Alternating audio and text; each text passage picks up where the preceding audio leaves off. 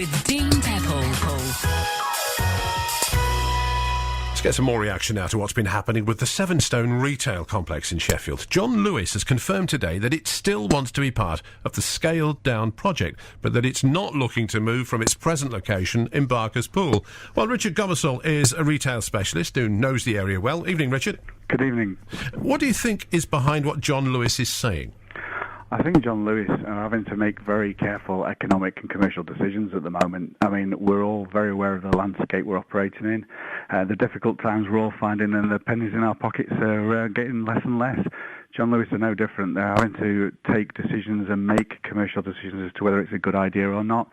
And I think they are thinking about it very carefully. They want to be part of a winning scheme, but they don't want to commit to something that, stretches them economically in these difficult times. From outside the company, they are perceived as a crucial part of the development, aren't they?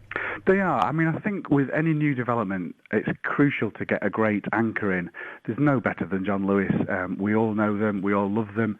They're well respected. It makes so much easier for a developer to develop the whole site if they've got John Lewis as an anchor. Therefore, I can really understand why they want to get them in. They'll get them in the current form, really, perhaps with a few amendments to the building and how it links in with the project. What would you do if you were the developer at this moment? I think the important thing is to make sure they get a really good anchor. Ideally, John Lewis, so find a way to make it work with John Lewis. If that's not possible, find another high-profile anchor. I think in this current economic climate, though, people need to think a bit different. Maybe need to be more creative. Maybe need to bring some retail theatre to that new centre to attract other retailers in. Maybe some local retailers, some individuality, something that's distinct and defines Sheffield and puts it on the map. And it just doesn't become another also-ran shopping centre with all the clone brands that we can find anywhere else in the country. You can't help but compare the situation in Sheffield with that in Leeds, where they've got a big retail project in the city centre, and that's the latest of many developments they've had there. Why does Sheffield seem to have so many problems compared with Leeds? I think there's a number of factors to that. It's a well-documented story that with Meadowby Hall being on the doorstep, it has a huge gravitational pull from the city centre.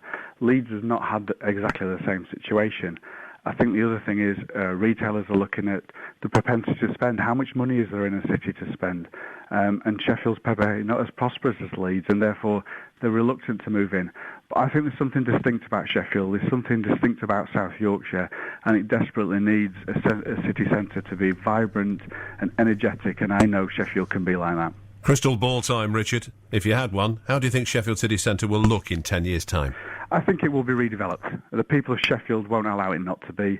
I think the council have got to get behind it, and I think the people of Sheffield have got to support it. It will look different. It will be vibrant. I'm confident that it's a great northern city. Richard, thanks very much indeed. Richard Gomersall, retail specialist. Just surmising and thinking about what's been happening in Sheffield City Centre. John Lewis making their announcement today that they're staying put. They will be part of shopping in the centre of Sheffield, but as far as the Seven-Stone development's concerned, there'll be no new premises.